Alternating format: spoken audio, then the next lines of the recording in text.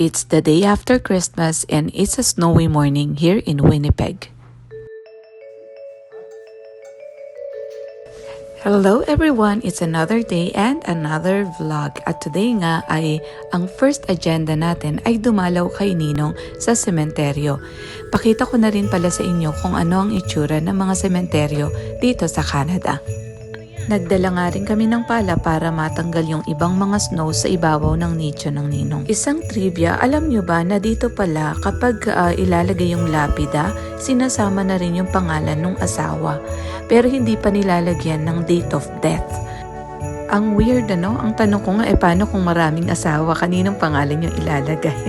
Anyway, after that ay nagpunta nga kami sa mall kasi bumili kami ng mga last minute gifts para sa mga pag-games mamaya, tsaka sa exchange gifts na rin.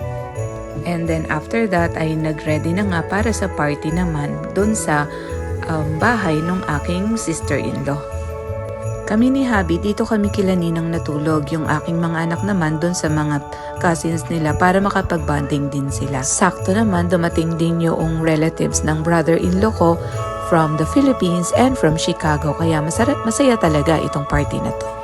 And this is our feast naman for this Christmas party. Hay nako, wala na naman talagang diet dito. Ang sasarap! And after blessing the food ay nagkainan na nga, and then after that ay nag-start na ang games.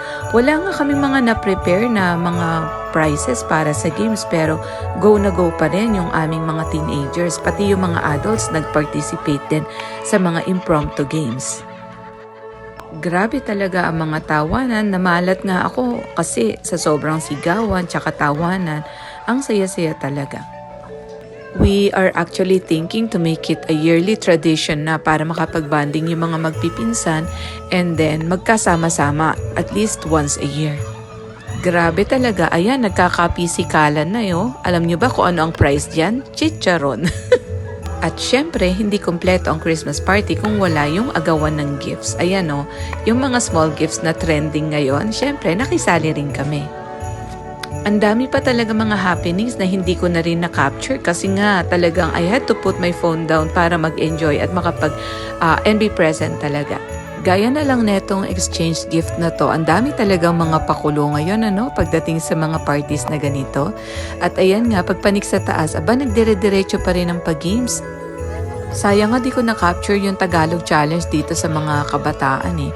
Tapos ayan, 3 AM na, nagmo-musical chair pa. Ang saya-saya talaga. Anyway, yun lang muna for today. See you again tomorrow. Salamat sa laging pagsama sa amin. God bless everyone!